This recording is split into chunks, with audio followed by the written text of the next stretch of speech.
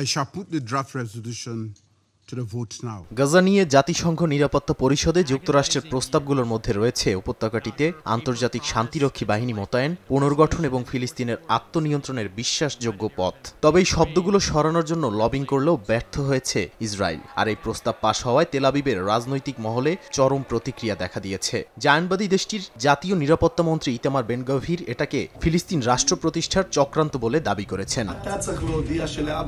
এরই জেরে ফিলিস্তিনি কর্তৃপক্ষের শীর্ষস্থানীয় নেতাদের হত্যার হুমকি দিলেন কট্টরপন্থী এই নেতা। তার দাবি, ফিলিস্তিনি কর্তৃপক্ষের নেতারা সন্ত্রাসী। জাতিসংঘ যদি ভোটে ফিলিস্তিন রাষ্ট্রকে এগিয়ে দেয় তবে এসব কর্মকর্তাকে বেছে বেছে হত্যা করার অনুমোদন দেওয়া উচিত বলে মন্তব্য করেন তিনি। জেরুজালেম পোস্ট সহ বেশ কয়েকটি ইসরায়েলি গণমাধ্যম জানিয়েছে, বেন গভির মাহমুদ আব্বাসকে গ্রেপ্তার করে কেটজিয়ট কারাগারের একক কক্ষে পাঠানোর কথাও বলেছেন। তার এমন মন্তব্যকে মধ্যপ্রাচ্যে নতুন করে উস্কানি হিসেবে দেখা হচ্ছে।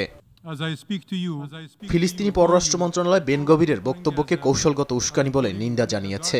আন্তর্জাতিক সম্প্রদায়ের কাছে তাকে জবাবদিহির আওতায় আনার দাবি জানিয়েছে তারা। ফিলিস্তিনি প্রেসিডেন্টের কার্যালয় বলেছে, এ ধরনের বক্তব্যের দায় ইসরায়েলি সরকারকেই নিতে হবে। যদিও ফিলিস্তিনি কর্তৃপক্ষ এখনও ইসরায়েলের সঙ্গে নিরাপত্তা সমন্বয় চালিয়ে যাচ্ছে, তবে ইসরায়েল তাদের কোনোভাবেই রাষ্ট্র পরিচালনার ক্ষমতা দিতে রাজি নয়।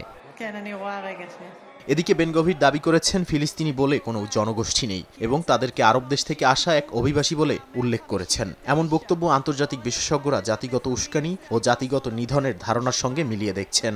ইসরায়েলের ক্ষমতাসীন জোট থেকে শুরু করে বিরোধী দলগুলো পর্যন্ত সবাই ফিলিস্তিন রাষ্ট্রের বিরোধিতায় একই জায়গায় দাঁড়িয়ে আছে। অধিকৃত পশ্চিম তীরকে কার্যত ইসরায়েলি ভূখণ্ডে অন্তর্ভুক্ত করার প্রক্রিয়াও দ্রুত চলছে। গাজায় ফিলিস্তিনি কর্তৃপক্ষকে ক্ষমতায় ফেরানোর ব্যাপারেও কঠোর আপত্তি রয়েছে তেল আবিবের। নাদিম মারজান, সময় সংবাদ।